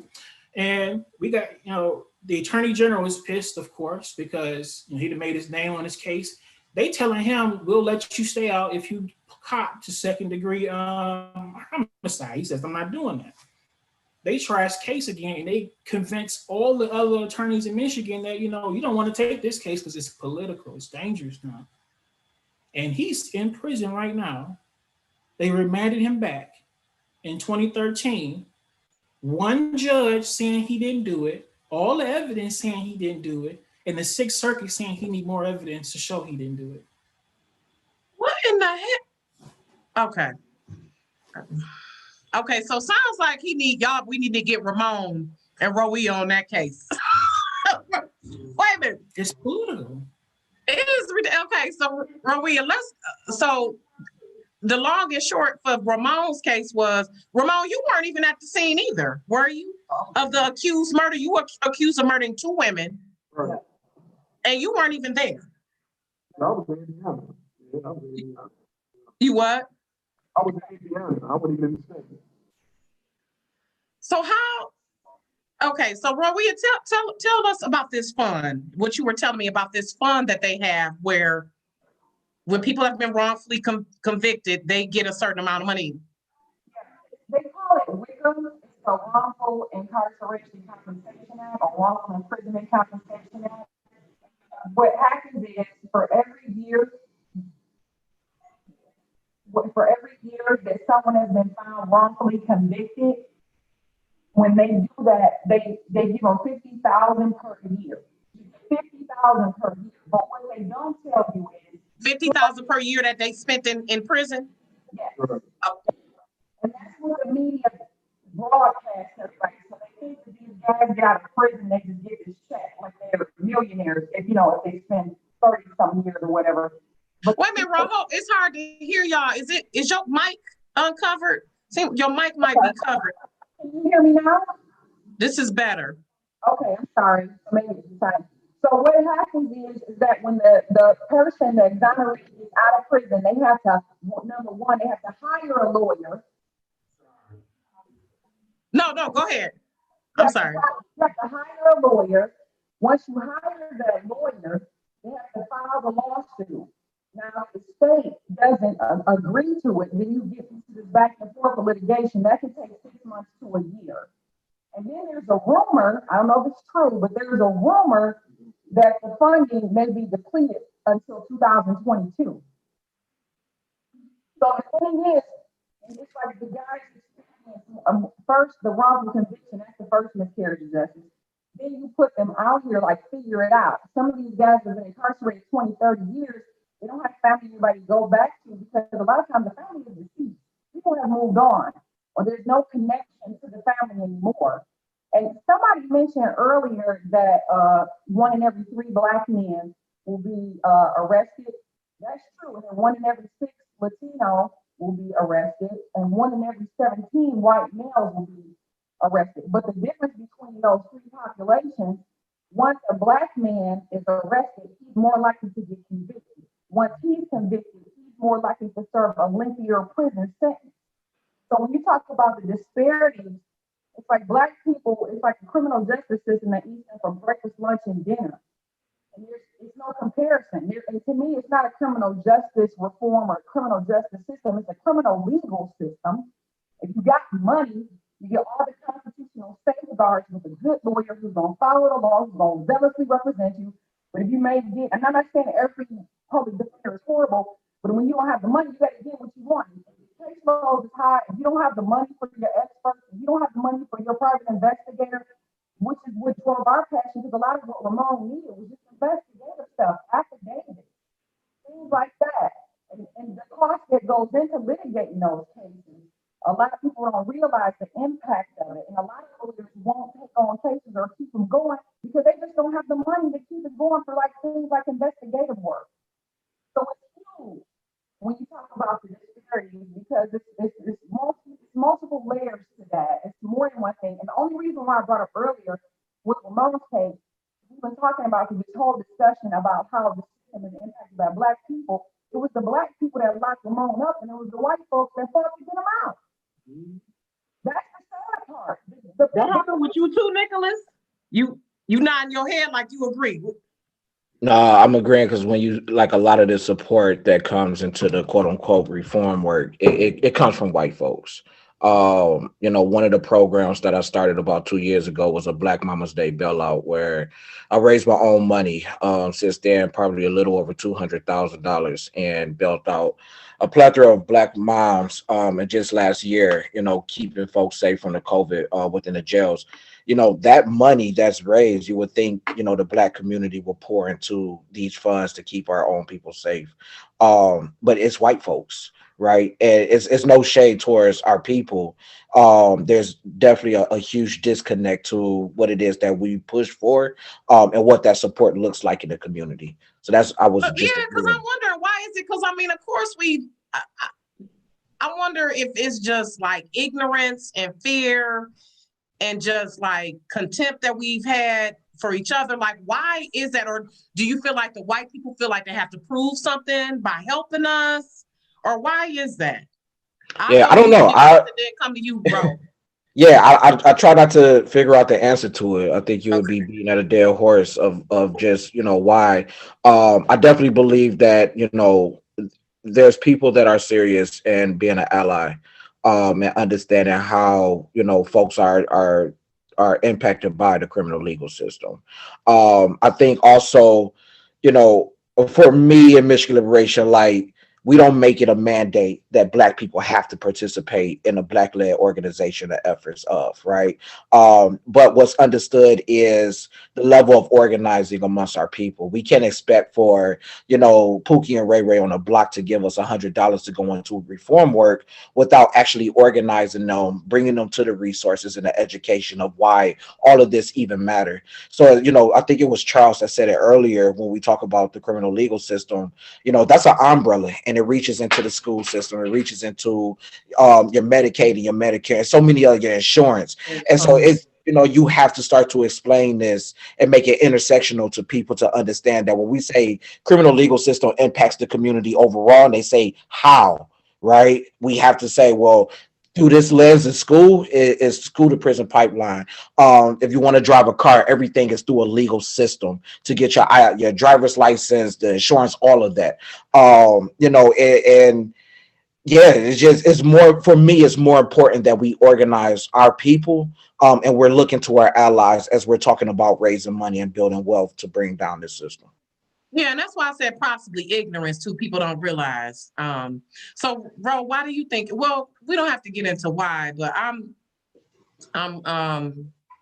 yeah, that does disturb me at times. How some of us we don't fight for each other the way that we should. Well, so Rock, let me yeah, go ahead, Darryl. Tap in, and Mario, if you want to tap in too, go ahead. I don't hear them saying that there's not African Americans participating in it. We just got to get more. We just got to educate more and do more outreach, because there are a significant amount of African Americans who are participating in the dismantling of the criminal legal system as we know it. If you look at the Sock and Singors and Cut 50 movement and Teferi Brent and Alea. Yeah, and you guys are you, Darryl and Nicholas, Charles, Mario, Ramon, yeah. So there are African Americans who do fight in this system, but we have to educate our people even more and they dealing with so much. You know, our community is dealing with so much. We have some terrible blows thrown at us. They talked about innocence. You know, how many people is innocent? So you got something called factually innocent. You have something called actually innocent. There's a ton of people who are in there factually innocent. People have been overcharged. You know, oftentimes it may be a unarmed robbery, but they've been charged with armed robbery. People who may be involuntary manslaughter, but they charge them with first-degree murder, and you know, just enhancing the charges, you know, throughout this system. You know, so there's a lot of people who are that's absolutely factually innocent of their cases. You know, and so that's a whole different thing. You know. Our people are thrown in this system, and they thrown behind bars like trash. You know, our people are suffering in so many type of ways, and that's why we have to be solution driven in terms of how we approach this thing. You know, Ramon and his beautiful wife, they doing some amazing things because they refuse to forget where they come from. Nick's transformation and saying that, okay, I transform, I've been a part of this system, but I want to do something to be able to dismantle the oppressive nature of this system, as well as Mario. That's why I'm here. And so we have to continue to strategize, work together, and do the things that is necessary to continue to fight to dismantle this system. So speaking of dismantling, I want to get you all's take on defunding the police. So let's have this conversation about defunding the police. What does that look like? Do you agree with it? And what does that look like? I'm gonna start with Mario, and then we'll come around. Because if we talk about solutions, this is one of the proposed solutions. So what would that look like, defunding the police? I don't know. That's kind of like an oxymoron for me, because I still don't like police, but at the same time, I got a sister who's been in police for 20 years. You know what I'm saying? Right. I got a sister who's been in police for 20 years, and I know she ain't one of the crooked ones or nothing like that, you know? But, you know, if you ask me, I would just, if you ask me, it was better off back in the day where, you know, the women and the men, you know, police the neighborhoods. You know what I'm saying? Where you couldn't go 4 blocks down the neighborhood and do something without those people, you know what I'm saying, taking care. You talking about your neighbors or? Yeah. Okay. Then when you get home, neighborhood watch. Right. You still get taken care of. You know what I'm saying? Because like I was talking to my sister, and she was telling me like how now it's a lot of police that's coming from up north down here to work down here. You know what I'm saying? And they forming they little clique or whatever. You know what I'm saying? Be Detroit police officers? Yeah, it's like white officers coming from up north, or people that's lived up north coming back down here to the inner cities, being police officers. And now, you know what I'm saying, they forming their little cliques or whatever. And it's basically about to be some type of little takeover, you know what I'm saying?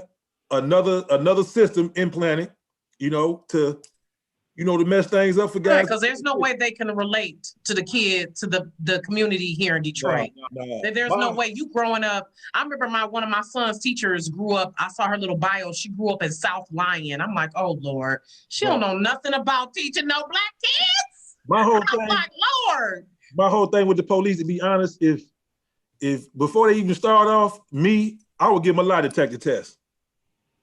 All police, white officers, everything, you know what I'm saying? Have you ever used the word nigga? You know what I'm saying? Do you like black people? I would ask all those type of questions for real. Right. You know what I'm saying? Right, do your friends and family like black people? What are your conversations like? I need to know all this. And I need you to take this lie detector in order for me to find this out. You know, okay. But as far as defunding the police, I really don't have no take on that, because I just look at it for the majority, all of them the same, you know. But you made some good points there. You made some good points. Okay. Yeah. So Darryl, I'm gonna come around clockwise. Darryl, what is defund the police? What are your thoughts on that? Well, I don't use the language defunding. Okay. because I believe it's very divisive in a lot of ways, and it could be divisive. Although I understand when people say that. And so, I try to use language that I believe that could be able to do something that's going to transform the system, because I believe the system need to be overhauled in a lot of ways. We're dealing with a lot of implicit bias. I don't think the police department should be like military forces. I think that there's some funding that we can reallocate to different areas, and I believe that certainly that police officers should have first aid, mental health aid training, and all of that, and I think that we as a community should be a part of the discipline of police officers and have a strong voice within the department. So they need community oversight from people who can be able to deal with them on policy. During the protests, and I was a part of a number of protests in the city of Detroit and throughout. And me and my friend Teferi Brent, he brought me in, and we sat down with probably about 7 police chiefs throughout this region, and we got their policies, and we challenged them on policies to at least get them in conformity with 8 Can't Wait. So get them in conformity with what? With 8 Can't Wait, and you can Google that, and that is a national recognized. 8 Can't Wait. I'm sorry. 8 Can't Wait is 8 policy changes. Okay. That is a national standard, if you would. Okay. To start off with, and they deal with de-escalation and all of those type of things, and how they need to engage our people in the community. So we are the solution, and the police officers is his sister. My cousin, before she became a police officer, she came to the prison and she prayed with me. And I told her she's going to be a minister of justice. I said, you ain't a police officer, you ain't a cop, you're a minister of justice, and you're a servant. And I pray with her from that vein. Okay. So rather than saying defund, meaning reallocating funds. Yeah, you prefer to use overhaul. And I think that's part of the concept behind defunding the police, like not allocating so much funds towards the police. And we know, but see, that's a national thing too, because the military gets probably more funds than education nationally.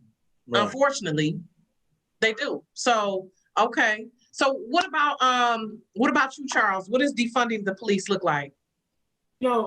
I've been thinking a lot about this, and what I've been thinking about, I'm gonna give you 2 different perspectives, because I actually conducted some research on this too. The first thing that I think about when the defunding the police comes to mind is that most people wouldn't even commit crimes if the government wouldn't attack them. When we think about, who's in prison, people who commit drug offenses, who put the drugs in the community? We didn't do that. Where did the drugs come from? Government. Right. Who passes all of these laws that criminalize, driving without insurance? Why is the insurance so high in a city where they know you can't afford it? Government. Who takes the books? Who puts, all of this stuff in our schools? Government. If they stop attacking us and actually let us live with our resources, we wouldn't commit crimes. So the government is actively involved in creating criminals. I love the way you say attack. Driving you to commit crimes, and then locking you up when you do it to survive. Right, you create that environment for us to commit crimes. Because if I don't have the resources, I'm going to want to take them from somewhere. Exactly. Or I'm going to want to circumvent them or do something. Yep. Exactly. Mm-hmm. Then a lot of the other people who are using drugs are doing it to self-medicate because they have mental illness or they suffer from trauma.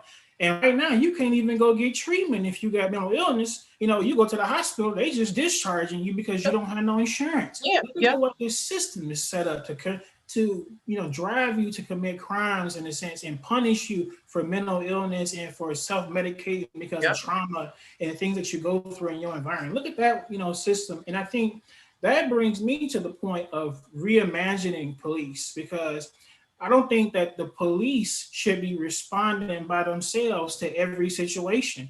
Why don't we have social workers responding? Why don't we have medical personnel responding? That's the problem with law enforcement, because we see when law enforcement shows up to the situations that they're not trained to handle, it always goes bad every time. And I'm one for, we can't expect law enforcement to just get a training. You can't just go take a class and be proficient in mental health. You need to bring in some mental health specialists. You need to bring in some trauma specialists. Some of the people on this panel should be involved in going back into these communities that they know better than law enforcement do, to show them, like, this guy is not somebody that's dangerous. Why is your gun out? Why aren't you talking to him? Why aren't you using your de-escalation tactics? But like you said, Charles, they're not equipped. They're about being punitive. They're trained to be punitive. Exactly. They're trained to be punitive. People should be showing up because everything don't deserve punishment. That's the problem. Right. And I think a lot of our health, police officers are suffering from mental health issues themselves, from traumas that they've experienced, and they're not getting the treatment that they need. And speaking of mental health overall, that's why we have an increase in our homeless population too. Because remember when Engler shut down all, was it Engler who shut down all of these mental health facilities? So this is a trickle down effect, and it's so hard to get at appropriate mental health services. It's all these cookie cutter services. Okay, so we got 10 minutes, and because we could be all night on this mental health thing.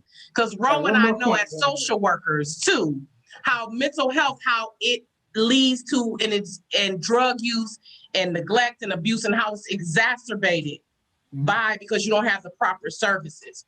So right quick, Nicholas, and then I'll come to Ro and Ramon. What does defunding the police look like for you all? Yeah, abolish the police. We don't need them in our none at all. So somebody breaking your house, what do you do? I mean, you call the police after the person has already broken your house. So we talk about safety, right? And what does safety actually look like in our community? And what time does the police actually show up? Detroit has a very large police force, gets about 35% of the city budget. It has still been ranked as the murder capital of the country for how many decades, right? I think, not to like tip anybody's boat or anything, you said social work. It takes us longer to become licensed social worker than it does for a cop to actually become a cop. And like I'm going into my master's program, and police officers doesn't have to go into these programs. And all I want to do is connect people to resources. But yeah, a lot of our campaigns in Michigan Liberation is around abolition, as I mentioned earlier. Like we bail our own people out, and we don't do this through a system of bail bondsmen or anything else, but actually trying to take them away from their jobs. When you're looking at bail bondsmen. Yeah, when you're looking at like police budgets and understanding the city of Detroit, how it has fallen tremendously into this poverty, right? And all of our schools are closing. But when you see this police force, it's constantly getting the overall majority of the city's budget. And then where's this money going into? The military gear. I've been in the streets for over 200 days protesting against the violence from Detroit police and police departments across the country. And from there, Detroit Will Breathe was birthed. If any of y'all been stopped in traffic downtown or throughout Detroit, hey, that's me. But the message is real simple. We don't need police officers to get more training, because that brings in more funding for that police department. But looking at the resources that come into these police departments, it's simple. If you want to stop crime, take those resources that go into the police department and put it into the community. As Charles said, I am a social worker. And I'm out there on the beat. I'm out there on the grind. Right. I done stop murders from happening. I can get my Yep. guys to put guns down quick. I still bang with my gang. I never lay my flag down. Right.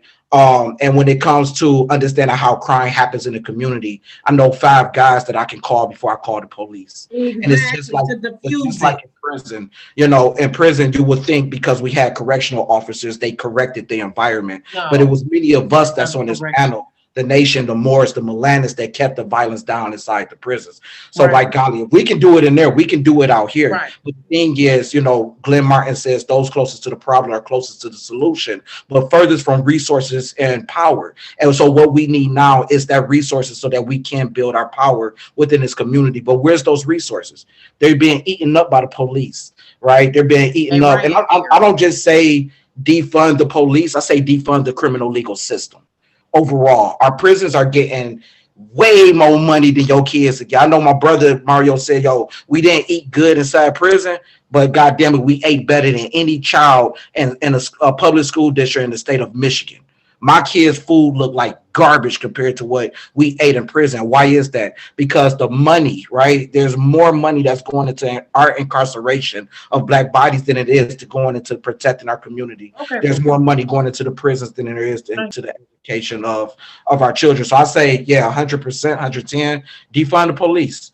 And as we're saying this, understand it's not going to happen tomorrow. It's not going to happen 10 years or 20 years. We're moving pebbles. And when we can get our mindset to the place where we can build community and we can address how do we keep each other safe, then we won't have a need for the police no more. Mm-hmm. Yeah. Okay. Hey, sis, can Hopefully I'll be alive. So right quick, my hubby wanted to say something to y'all. This has been. Hey, what's up, bro? y'all inspiration. Keep doing what you're doing. Hey, this message is powerful, man. Hey, every African American person is needed. Can you hear me? We cannot. Oh, okay. Hey, well, we thank you for helping me get out of jail years ago. I appreciate that. Thank you. I appreciate that. And I wish you all the best with y'all future endeavors. Mario, what's happening? What's up, bro? Keep doing what y'all doing, man. Because like I said, I try to put this on Instagram. The world need to hear this, especially this country. Everybody need to hear this right now. So, what y'all doing? For sure. Okay, guys. So Before you go to Ramon. Yeah, go ahead. Before you go to Ramon, real quick, and it was just 2 things I wanted to bring up. Ramon's situation, right? Like he said, we've been knowing each other since '98. Me and him always been jam cool. That's a good brother.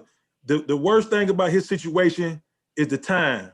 You know what I'm saying? And what I mean by the time is the most precious thing you can get anybody on this earth, right? Right. Once Can't you get it back. Can't get it back. So if you ask him, would he trade that money in for the time he lost? I guarantee you he'll say he'll want his time back. Right. Case in point, George Floyd. You know what I'm saying? It wasn't the knee on his neck that killed him. It was the amount of time that they had that knee on his neck that killed him. Right. You know what I'm saying? That's the bad part about the situation. It's like racism. Racism itself isn't the worst part of it. It's somebody taught you to be that way. You know what I'm saying? Which makes the teaching situation. your kids. Yeah, and that's right. It's just crazy. It's just crazy all across the board. That's a great point, Mario. That's a great point. Because I mean, the money. Because shit, if I die tomorrow, I can't spend the money anyway. And if it's $50,000 a year, you know how many kids you could have sent to college with the $50,000 a year? He spent 26 years in jail. You know how many kids you could have sent to college with that $50,000 a year? Right. Come on, we got to do better. Church, food chick. Okay, so we got a few minutes left. But I want Ramon and Ro to speak on defunding the police, and I want you all to go into what you all are currently doing and giving. We're gonna wrap up, and I want you all to speak on, first of all, your thoughts on defunding the police, what you all are currently doing. So please give us where people can reach you and what you all are currently doing. And then we're going to come back around to everyone else and just please give how people can contact you and what you're currently doing. Okay. So when you talk about defunding the police, somebody mentioned earlier about racism. I think that when you talk about police, and you gotta have civil order. So I don't think we should totally get rid of funding. Because if you don't have any civil order, people gonna be running red lights, people gonna get raped on the sidewalk. I mean, you gotta have some civil social order. So we don't want to defund the police at all. But I don't know if you've heard of Professor Paul Butler. He is a professor in Georgetown. He published a book in 2017 called Chokehold Policing. And what he discovered is that police officers that were educated were less violent against Blacks and other minorities.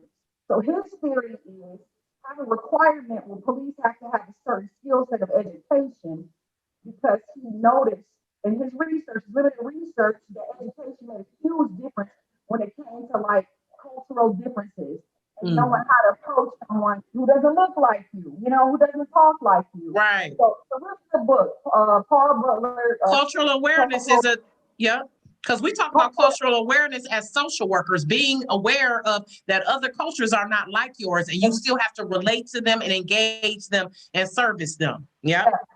So I think that when you talk about defunding police, you got to look at what's the cultural climate.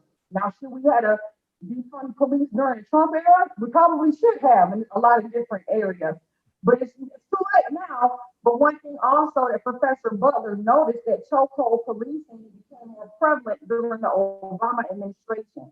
So was a lot of people in America mad because we had a Black man in office as president? Probably. So I think that being culturally aware is a huge foundation. When you talk about primarily, you got white officers in a lot of these positions that we encounter where you have Black men that are getting killed unexplained, or it's just reckless and it makes no sense to us.